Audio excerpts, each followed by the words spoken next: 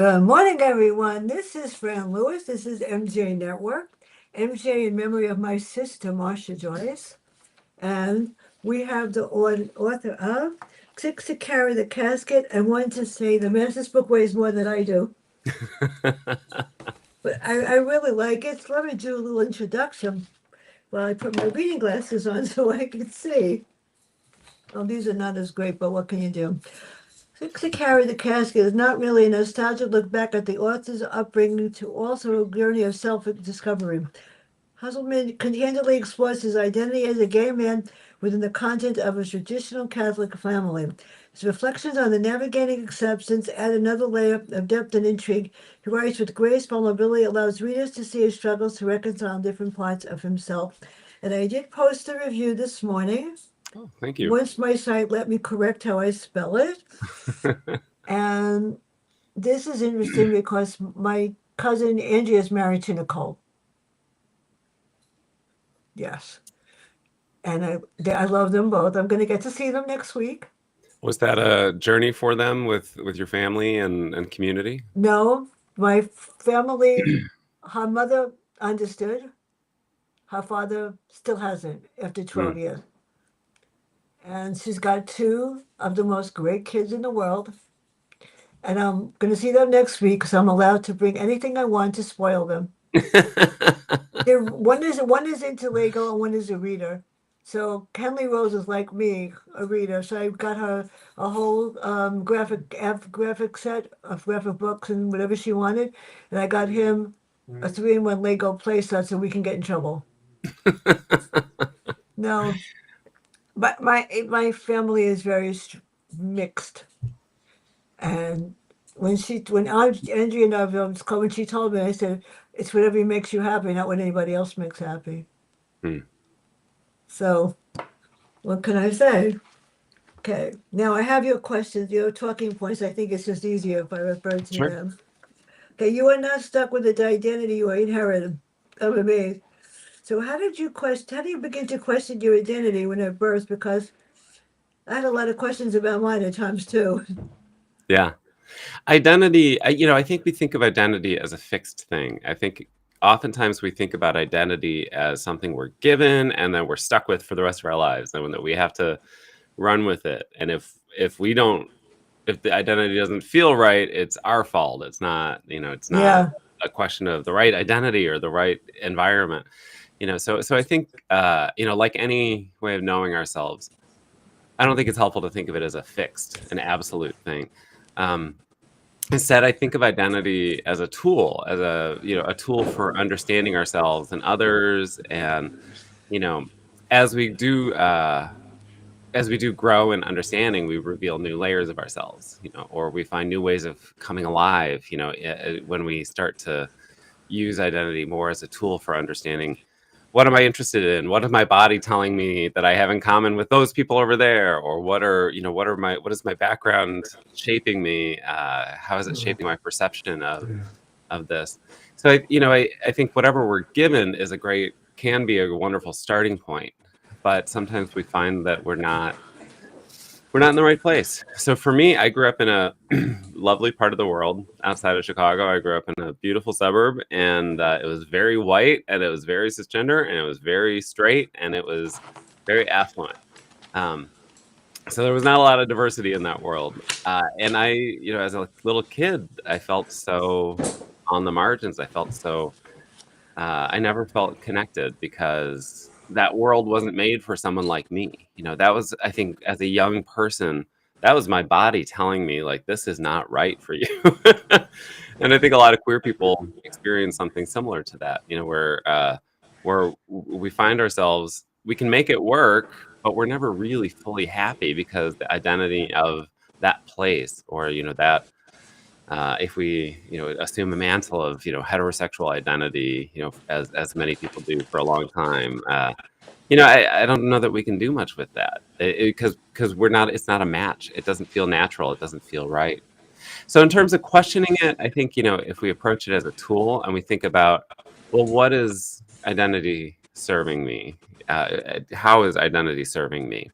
And so that's where we can start to unpack when an identity is serving or not, whether it's a sexual identity or a religious identity or political affiliation or something like that. Anytime we sense that something's not right, I think we can ask, well, how is this serving me now? How could it serve me, or could another identity, if I peel back another layer, will I be able to, will things resonate a little bit more easily? Will life be a little bit easier? You know? I'm a reading specialist. I taught reading for 19 years. I taught for 37. I started when I was 10. I was really young. No, and I taught only children with learning disabilities Hmm. that were discipline problems. Because my principal thought, unfortunately, when you do a good job, you get punished. And I got my reading masters, and it was the best thing I ever did. Hmm. They still give me all the bad kids, no matter what. But But I think, that's one of those identities that so many kids, they get pegged as the bad kid or yeah, the goof off or the quiet kid or whatever. yeah. And everybody treats them like that. It reinforces that. So everybody around them then treats them the same way. And they keep landing in the same classroom because they're treated, if you're treated as a problem, you're going to become a problem. If you're treated as You know what was invisible, really you're going to cool? remain invisible. My reading students didn't know they had reading problems. Yeah. What happened was the teachers back then, when not too far, not too right before I retired too. There was like a mandated list, but the students in the fifth grade decided they were going to decide who was mandated. Hmm. So they automatically, the kids in the class said, I was only supposed to take 6 children, and I wound up with 12, Hmm. 15. They automatically came down. And they said that the reason is because they didn't know they were learning disabled, and because I did things that were crazy. Hmm. Nobody got bored. It was phonics and vocabulary the first day, but it was cool. The next day it was comprehension, but the third day they got to pick what they wanted to read. Mm. So I learned about all the basketball players, all the boxers, all Mm. the wrestlers, all the singers, anything they wanted. Of course, it cost me a lot of money to print everything out, but they never ever complained. And one teacher suspended the group from reading one day, and they walked out and came down without her permission. Mm. They said, "You can't." I cracked up laughing, and she said, "What are you going to do?" I said, "You go back upstairs because they're not going anywhere." So obviously, yeah. So the next question is this. This is interesting. Family dynamics, feeling ornamental in a big family. I do know how that fared. Why do you say you felt like an ornament growing up? My mother said that I was different than my sister and my brother. She was right. I said, but I'm smarter, so don't worry about it. Yeah, so tell you being vulnerable and how your parents drinking shaped your experience, because that's difficult too. Yeah, those questions really go hand in hand Mm. for my experience. I'm the youngest of 10 children, and so I'm part of a big family, a big Irish Catholic family, but I'm also significantly younger than my older siblings. The first Mm. 9 were all born within 11 years of each other, and then there was a 7-year gap, and then Wow. I was a delightful surprise. So I grew up in a big family, but I also, because of the age difference from my siblings, I had the only child experience too. As but as I was becoming conscious in the world, my siblings were already out of high school and in college and getting out of college and working and building their own lives. Um, so there, that just the fact of when we were all born, that was kind of the first factor in that. But by the time I was around, and by the time I had a personality, the family culture was already set and in motion. So my siblings, my parents, they already had things rolling. There wasn't much room for me to contribute anything to family culture. And so I just kind Mm. of went along with it. And I was a good kid, and I was quiet, and I was. The advantage, I think, of having a lot of older siblings is that I got exposed to great culture. I was watching the movies that they were watching. They were in their 20s, but I was a kid watching Mel Brooks and good satire, and I was hearing good music. They introduced me to like Jim Croce and the Talking Heads, and stuff that my generation were not exposed to yet. So the advantage, of course, I got their perspective. I got their kind of head start on culture in the world. But then I also got left behind. I got left out. And it for me, it really it comes into focus when I think about my parents' alcoholism. You know, uh, Yeah. and by the time I was in like middle school, they had started drinking pretty regularly. I think of them as the cocktail generation. They're like kind of the Mad Men generation. And when Mad Men came out, that was a portrait of. I was like, oh my God, that's the world that my parents were in, and as young people, and cocktail parties were a thing, and that was just part of the fabric of what you did with your friends and colleagues. So for whatever reason, for whatever issues they were facing, they drank a lot. But by that time, my siblings were all out of the house, and I was the last one left. So I got I got a really different portrait of my parents. I lived through that in a way that my siblings never had to. And I write about this in the book, um, trying to figure out what do I do with my parents drinking. Uh-huh. I had my own reasons to confront them or not confront them, or talk about it or not talk about it. But my siblings had a whole different kind of approach. They even a couple of them staged an intervention on my mom, and nobody talked to me about it. I was like, I could have told you everything. I could have told you what she thought about every one of you. I could have told you how much she drank. I could have told you how much my dad drank, which they never questioned my dad. I always thought that was interesting. That my mom, because when she drank, she kind of exploded. She was a pretty serene and steady person until she started drinking, and then she externalized it. Everything. My dad, on the other hand, the more he drank, the more he withdrew.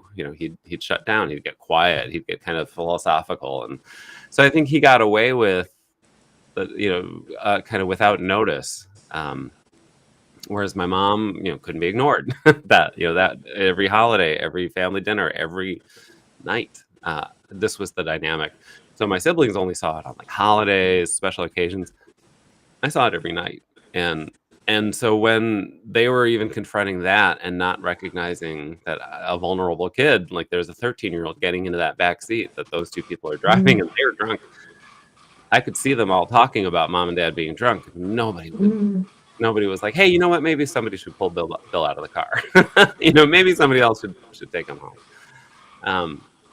And it's one of those things in the process of writing the book, I was able to make a lot of peace with my parents and the pain spots. I was able to That's sad. let go of a lot of that with my parents. But I haven't made peace with my siblings about it yet, and I'm still kind of waiting for the apology. It's only been 30 years, but I'm sure they'll come around to it. We'll see. In my family, it was really rough because everybody had to conform, and my mother sort of was the one everybody said what you have to wear, how you have to act, what you have Mm, to do, and I guess I was different. My sister was a dancer. She mm, danced in Broadway shows. She sang in shows. mm, She was brilliant and gorgeous, and I played the piano. mm, And there was nothing wrong with playing the piano and being a concert pianist, but it wasn't what my mother wanted. mm, So I said, you know what? I don't care because I taught in my school and because I did all the music programs. The only thing I couldn't do was dance because I'm a klutz. mm. And my sister, yeah, my mother sent me to dancing school because I weighed 95 pounds. I was like this. And I said, sometimes you have to let people be different. And that's the hardest part is to Mhm, accept the differences in someone. And it's okay. I mean, I had teachers in my school that were gay. Who cared? mhm. Actually, they were some of the best teachers. And the kids, and you know what? It was really funny. The kids knew it and did not But say a word. you know what? I think why were they the best teachers? Yeah, And I think that's a thing that I learned as a teacher myself. Having had the experience of being a yeah, lonely kid, having been the experience of being, growing up gay and not knowing what that meant, not, yeah. knowing I felt different from the people around me, but not knowing why and not having any language for it. Um, when I started teaching, that brought a whole layer of empathy, you know, not just for the queer kids that were in my school, It's you know, and sad. they were drawn to me. They would, you know, they would find me every year. I'd get at least one kid coming out, you know, by the end of the year, to me, and it was always a real honor to be chosen for that conversation, to be a safe space for a kid to be able to name something hard or, you know, ask hard questions. So that gave me and I think that's true for a lot of educators. They can, if they have experienced that pain, that marginalization, you know, if they still remember how hard it is to be a Yeah. child, or, you know, how hard it was to be 15.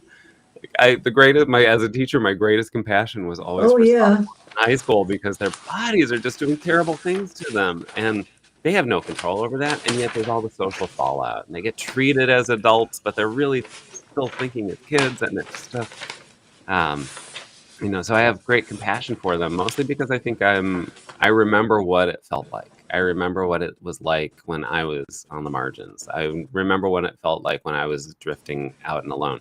I think the best teachers, they don't have to be queer teachers, but the best teachers can tap into that. You know, they get what kids are walking through on a daily basis. They remember what that felt like, and that helps them anticipate what kids need. You know, what in their classroom or throughout the day or after school. You know, I think that experience really forms good teachers. It's amazing. Except I was always overweight. I didn't Mm. care. I didn't care. I had a thyroid problem. I didn't care.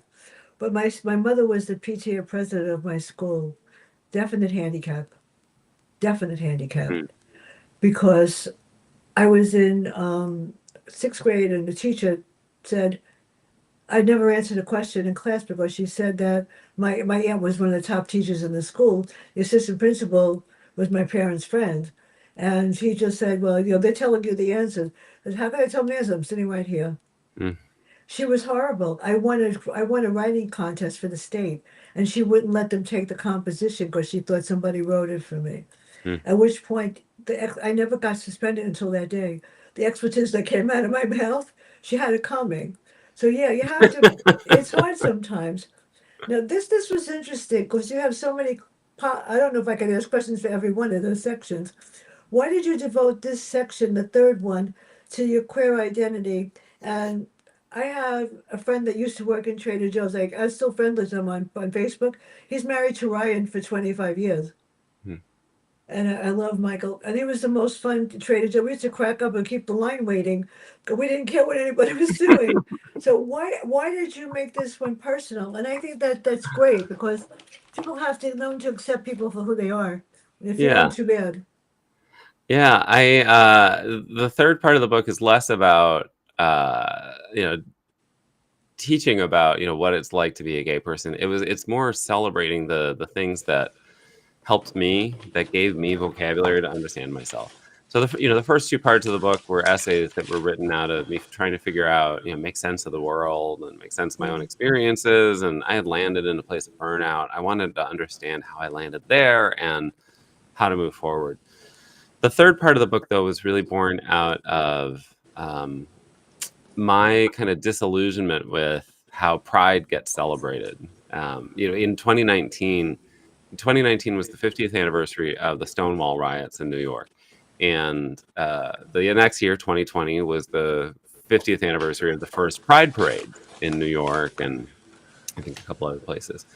So it was a big landmark, you know, landmark year, and everybody was in on it. And I walked into the mall one day and to get something, and the entire mall was just an explosion of rainbows. You know, every store was rainbow branded. Everything, it was all over the place, and it felt so wrong. It felt like Yeah, so weird that these retail corporations had co-opted queer culture, and like, you know, they're all saying, you know, we're all queer friendly. Come shop at us. It's Pride. Celebrate.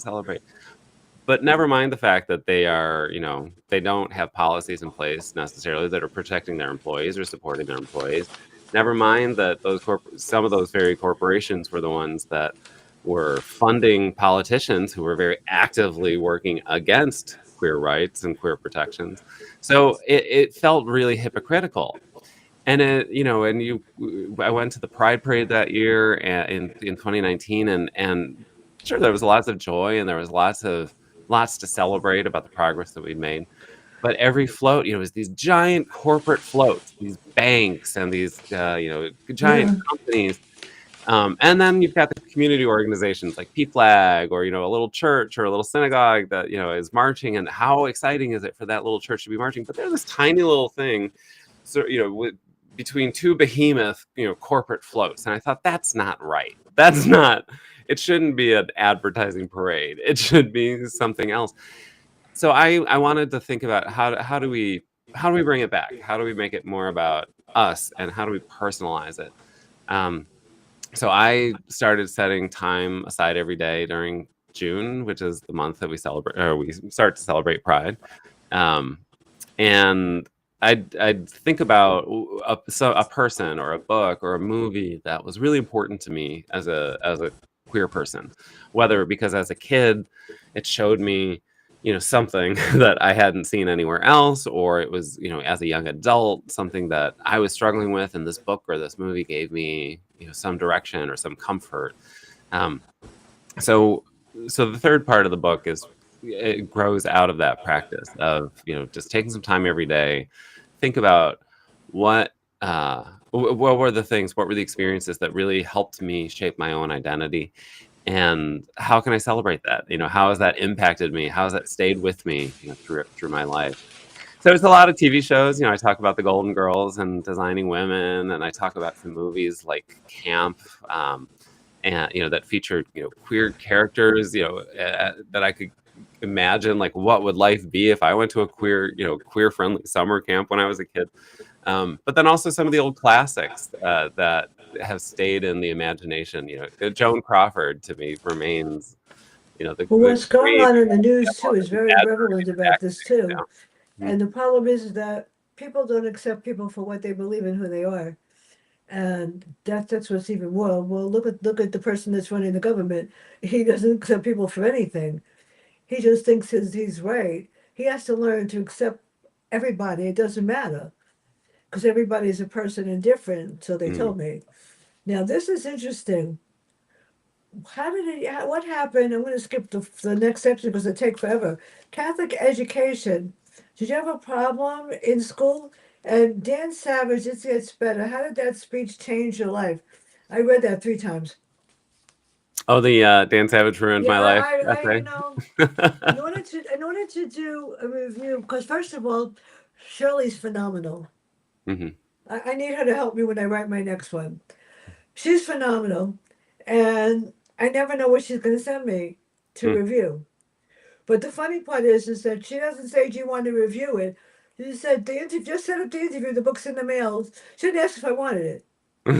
Just she knows what you need. She knows what you like. She's amazing, and I said, "You know what?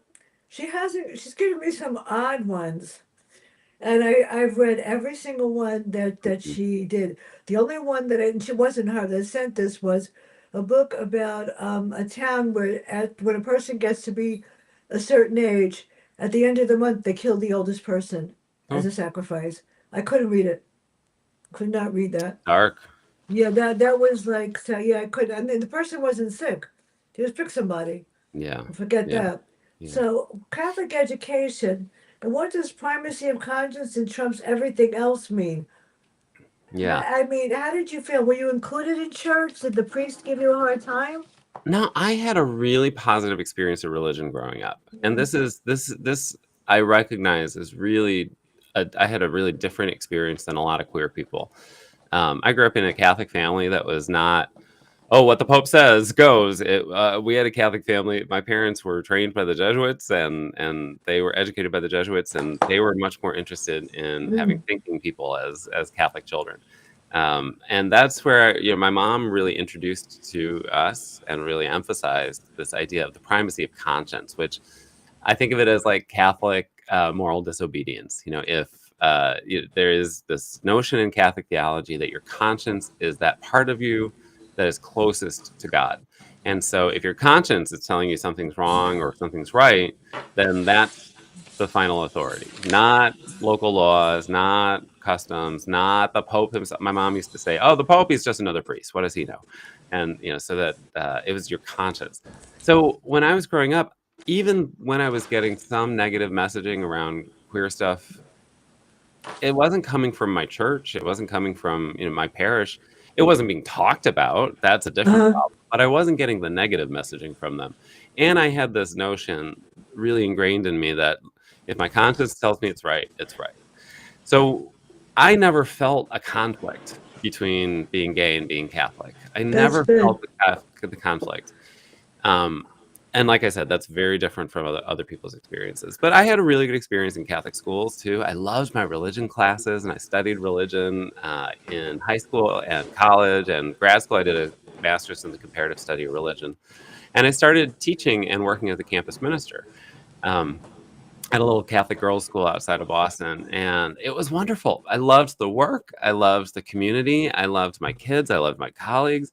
It just everything was great because I could channel so much of what I was interested in and passionate about into this work. But I could also I felt like I could move the needle a little bit in the Catholic Church. If nothing else, these kids had a gay campus minister.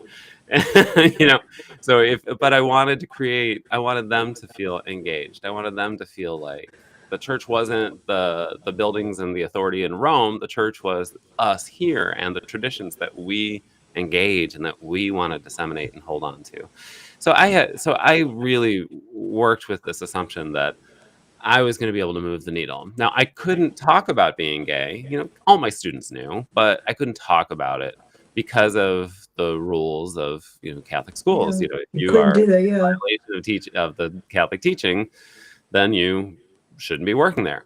Well, I was in a very safe place. My bosses, my colleagues, it was a very friendly and protective environment. But we all had that unspoken policy of like, depending on who's around, if certain parents were around, if certain colleagues were around, you didn't talk about the gay stuff. You didn't talk about the you stuff that couldn't. Yeah, I know. You still rattle. can't. And it's a lot of pressure on teachers in those schools because if somebody rings a bell about you, if you're in a diocesan school, they go to the diocese, and the diocese comes down on the school. I worked in order schools, so if somebody had a complaint about me, Oh, they went whoa. to the diocese, then the diocese would go to the Vatican, the Vatican would go to the order, and the order would come down on the school. So that is the burden that every queer educator working in Catholic schools walks into school with every day, knowing that they could take down the whole school just That's if hard. somebody had Yeah. a problem with them. But that wasn't at the fore of my mind. What was at the fore of my mind was I loved my work and I loved my kids, and I thought I could move the needle.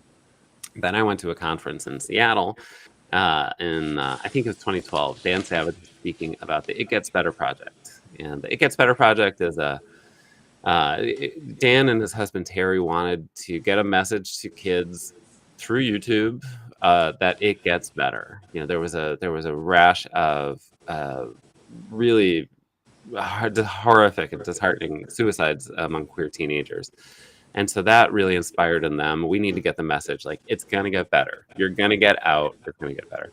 So he told the story about starting it. They hoped for 100 videos, and within a week they had, a couple hundred, and now they've got 65, 70,000 videos of people who have sent the message in because they want to send Mm. the message to kids. It gets better. So everybody was super moved by this. It was really riveting. Dan is a great speaker. He's very dynamic. And after he wrapped up his kind of comments, then the Q&A started. A woman stood up and asked a written question. She explained, "I'm writing the question from somebody else who can't stand up in this environment. Even standing up to ask a question would risk her job." And everybody in the room was like, "Oh, could you imagine working at a place like that?" Oh, Yeah. those of us in religious schools, we were like, "Oh, yeah, we get it." Do we know each other? Yeah. The and my So she went on with the question, and she said, uh, "I'm a queer teacher. I want to be here for my queer students. It's a very religious, conservative Yeah, I know. environment." They asked you that. I know. yeah, and so what do we do? What can I do to better support my students? And Dan took a minute and he cocked his head and he said, "You're not going to like my response." He said, I got "You need to get hired. your I resume got in order." hired teaching walking down the street. The assistant principal of the school saw me. She was my mother. I don't know, it was a curse or whatever. I had just been accepted as the musical director of an elementary school, Hmm. and I really didn't want to do that. I wanted to make a difference, even though I didn't know what I was doing. So I got hired to teach sixth grade, and the principal gave me 36 kids that were bad. And I don't mean disrespectful, I mean dangerous. You had no idea what they were going to do. I mean, you're coming into teaching, and they ask the teaching test, why are you teaching? I go, I guess. I don't know. It's a hard question. Mm. I walked into the room and they weren't throwing, they were just nasty. And some of them got in trouble over the weekend, got arrested. They were really bad. And they knew more curse words than they thought I did. So I put the curse words on the board as vocabulary lesson. I swear to God. I was 17 years old. What the heck did I know? And I put all the bad words on the board and they said, do you know what this word is? And they said, no. Do you know what it means? I go, well, then I'm a big, you know what? And I'm the only one that could use it. In about 25 minutes, they looked at me. I said, and if you want to see what happens when I become the big B, it's a 500-word composition right now for apologizing for being a bunch of for the response. And one of the kids turned around and said, well, Mrs. Wolf would give us 700. I go, let's make it 1,500, count the words and make sure you don't leave any out, or I'll double it. Never had it, 37 years, never had to say a word ever again. I mean, yeah, you gotta be tough, That man. was a very different environment for me. That was a very different environment for Yeah, me. Yeah. No, Dan's yeah. response changed my life because he thought about it. He said, "You need to get your resume in Don't you order." just love it? We thought we were in those schools to be with those kids, to let them know, like, someone like you is here. Like, I'm going to keep an eye out for you. It's great. He said, you may think that what you're doing Yeah. is that. What you're really doing is sending the message that it's okay to leave part of yourself at the door on the way into work in the morning. And I could never unhear that. I could never. It immediately turned upside down my self understanding as an educator and in my work. So that for me started the process of figuring out, okay, up to this point, I had spent 8, 9, 10, over a decade in Catholic schools, and I saw my future working in Catholic schools. Suddenly, that future evaporated, and I had to reinvent myself as an educator. It was a very powerful moment, and for me, it was. I think what I learned from Dan, it wasn't just that particular insight that that I was potentially sending kids that message. Um, it really made me open my eyes to see the ways that I had choice. I had agency. I didn't have to work there. And why would I put myself in that kind of a danger every day? When equal marriage became law, Yeah. state by state, when it was state by state, a state would announce, it would go legal, and then there would be within a couple of months there would be a rash of firings of queer educators from those schools because marriage was suddenly, marriage is a public record, and so suddenly your sexual orientation is a matter of public record, and so people would be scouring the rosters of newly legalized marriages, and they would be reporting them in. So you'd see this. So I was like, how can I work in this environment when people like me are just getting swept aside just because they're queer? Never mind whether they're an effective educator. Never mind whether they're loving to their students. Never mind what they've contributed to their schools. We're just cast out based on that. So I couldn't go back to that, and it made me see that I had more control, I had more agency in this, and that if I wanted to see change, I wasn't responsible for making that change. If I wanted to see a more inclusive church, it was not on me. I'm inclusive enough. I do that work, but it's everybody else who has to start doing the work, and I don't need to put myself in that situation over and over again. For myself, or as an example to anybody coming behind me. And that really was what I learned from Dan Savage in that moment. It was incredibly powerful. I don't know. I'd love to meet him sometime and be like, "You ruined my life. Thank you so much." I'd love to be Now, able to. before I forget, the 29th, Eleanor Kearns, the 20, the 22nd of October, Death on Dickens Island, Marilyn Emerson. Now, this is the big one. This is the shocker, people. On the 27th, the number one author on this planet, Peter James, from England. The title is Hawk is Dead, and the main character is Queen Camilla, who's his friend, and she might join me. Hmm. I don't know. Yes. Next one is Dante Baker. She's a research scientist with NASA and astronauts. On the 31st, Ashley Fontaine, but on the 30th, it depends on how you think about Paul. This is hilarious. The guy wrote a book called Humpty Trumpty, Trump's second 20 days of his first 20 days of his second presidency, and it's hilarious. Hmm. The poems are good, so that's I'm excited about that, and I'm brave to do that anyway. But why did you write this book just to carry the casket and when to say the mass now? And people have to accept people for who they are, and they don't. And that's what the scary part is. I mean, I meet people at the hairdressers, and I love everybody. Everybody's the same to me.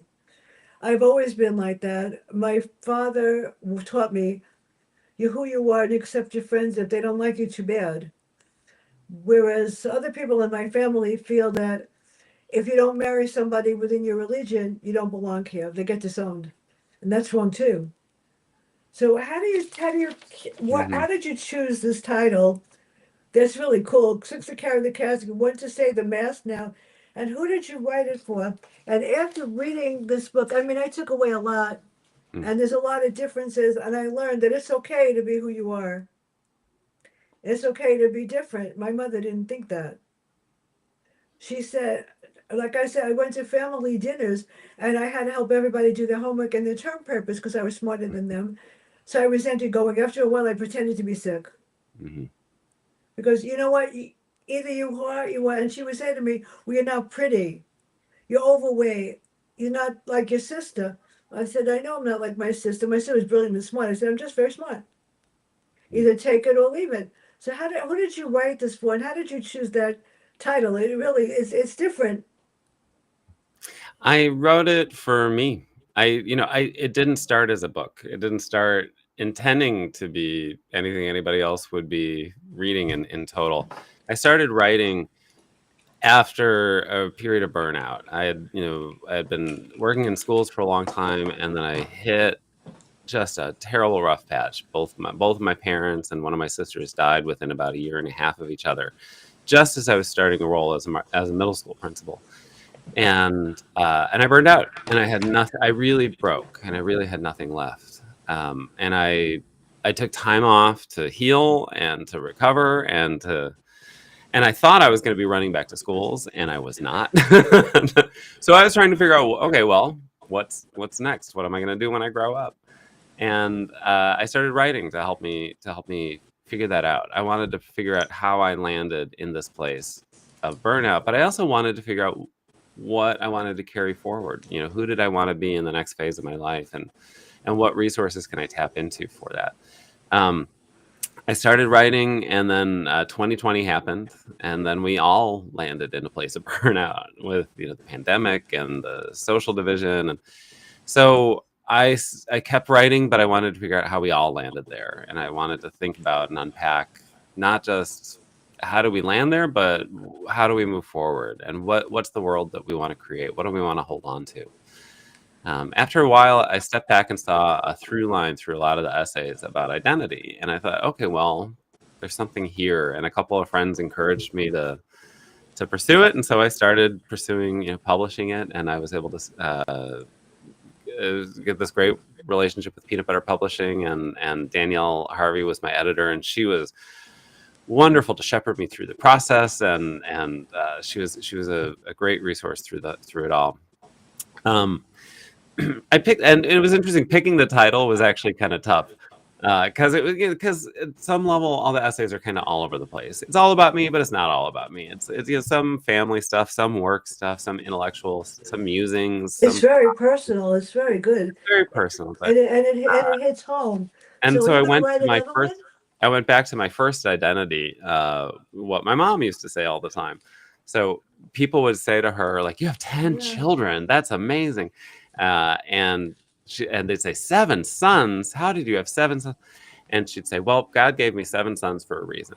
6 to carry the casket and 1 to say the mass." Now that was her quip to shut down the conversation and move on to the next thing. It was always very witty, very Irish Catholic humor. But I heard that it was clear by the time I was conscious. None of my older brothers were heading to the seminary, so I heard that as like, oh, I guess I'm the one to say the mass. So it was one of my first adopted identities, I think.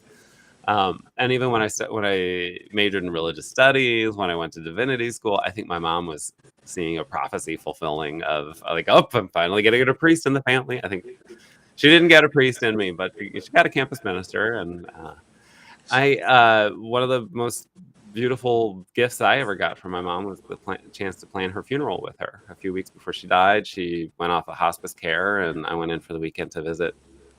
And it was the last time I saw her, and we were watching a movie, and she turned to me in the middle of Sound of Music and said, "There's a song I'd like at my funeral."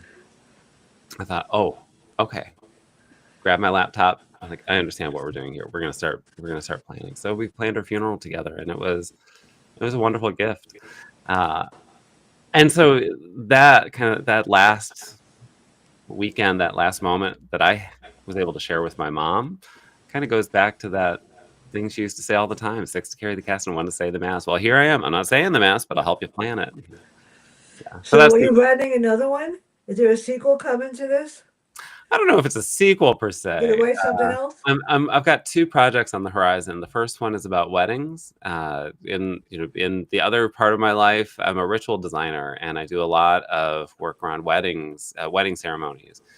And I'd like to offer a different kind of approach to planning a wedding, and starting with the ceremony, not starting with event planning. We've got plenty of event planning guides, but how do we rethink weddings to make sure that they are authentic, and that they reflect the identities and the values and the experiences of the people who are getting married, and that the ceremonies are communicating what the people at the center That might be an interest. communicate. So That that's might my be next an interesting title. I've read like the last 10 books have been about people that have come out in the middle of the book, one. and yeah, I'm getting an awful lot. What can I say? But Mm-hmm. for the best present I got was my students are all on Facebook. The ones I taught for reading and whatever, they're all on Facebook, all 50 of them, and they let me know they're there. Because if they have, for some reason, if they have a problem, they call me, literally on the phone. Mrs. Lewis, I go, Mm-hmm. which one are you? And I love them, and they're all activists or teachers or public dealing with caregiving. The most amazing bunch of students I've ever had. Mm-hmm. And one said the other day, he said it on the air too, if not for her, I'd be in Rikers Island because she kept me out of trouble. But this has been fun. Teaching is the greatest profession in the world. And when you do a good job, you get punished because you get all the hardest jobs. I love teaching reading, but every year was a double grade, 3, 4, 4, 5, and there were discipline problems. Every one of them. And there was one class that they called the 5-6 class from H, and I was absent one morning, and I got called by the principal, who called my mother to tell me to come to school because they couldn't handle my class. That's how bad they were. I was 5 feet tall. These kids were the boys were like 10 feet. They were really bad, and they said no one will take the class. I said they'll call the parents of course and send the boys home. I came to school with 104 fever, and I looked at them and I go, "You're going to pay for this." I was never absent the rest of the year. I could not be absent. No, my principal was afraid that they were really bad. I mean, they would bring knives and didn't do it when I was there. They were fine. So I got even with them. I had to take them to Great Adventure on the senior trip. 26 of the worst kids in America. The girls were fine. So I said to the girls, just do what I say. I took the girls off the bus and left the boys with my assistant principal for the day. At the end of the day, he said, I'm going to kill you. I said, now you know what I went through for 12 months. It was hilarious. But Yeah. thank you so much. Where can everybody get this book and know more about you? You can find all you need to know about me on my website, billhulssman.com. You can find the book, Six to Carry the Casket, One to Say the Mass, anywhere you buy books, your local independent bookstore, Allstora, Barnes & Noble, Amazon. Oh, that's great. Yeah, so it's anywhere you want to find it. And my goal isn't for people to know, the book is all about me. So you're going to get to know me really well, but that's not the goal. The goal is not just to get to know me. The goal is I hope it sparks some questions in other readers' lives. Think about like, what were the relationships? What were the experiences that helped you shape your identity? And whether you're queer or not, what were the things that made you feel seen and known in the world, or gave you hope, or gave you some direction? That's what I hope readers can take away from it too, is a sense of it's worth taking time to step back and reflect, and to figure out what I want to carry forward, and who I want to be